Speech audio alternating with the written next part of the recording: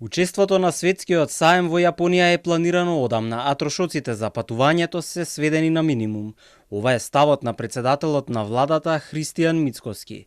Станува збор за делегација со над 10 члена, дел од министрите заедно со сопругите, а во тимот и портпароли и советници. Прашан за детали по реакциите од опозицијата дека тоа е скапо патување без никаков бенефит, премиерот одговара: македонското представување во Јапонија е планирано уште од времето на претходната влада. Она кое што оваа влада го направи е да тие трошоци за патување на таа делегација бидат сведени на минимум. Бев поканет јас, заедно со уште 20 членови од мојот кабинет, на сметка на јапонската влада, поради обврски дома не отидов. Во моје име водач на делегацијата е господин Муцунски.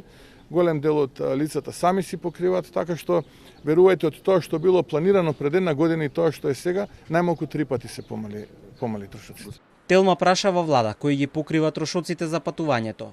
Оттаму велат дека патувањето на првиот човек на делегацијата, министерот за надворешни работи Тимчо Муцунски, кој присуствуваше заедно со неговата сопруга, е платено од страна на владата на Јапонија. Јапонската влада ги покрила и трошоците за Владимир Неловски, кој е шеф на кабинетот на премиерот, а кој исто така бил во придружба на неговата сопруга. Незиното патување е платено со приватни средства, се вели во одговорот од влада. Патувањето на министерот за култура Зоран Љутков и шефицата на неговиот кабинет е на трошок на Министерството за култура, одговараат од Илинденска број 2. Владата платила за патувањето на генералниот секретар Игор Јанушев, портпаролката Марија Митева и Акан Махмуд, кој е национален координатор за туризам. Министерството за надворешни работи го платило патувањето на Сашо Марковски, специјален советник.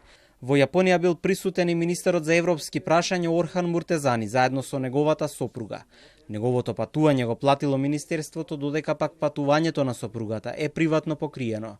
Од влада не одговорија на прашањето во која класа летале членовите на македонската делегација. Инаку на саемот во Осака, Јапонија, земите се представувале со футуристички презентации и визии за иднината. Македонија го изложила проектот на Кензо Танге за модерно Скопје, а државата се промовирала и со одржливите извори на енергија, односно фотоволтаиците на обработлива површина.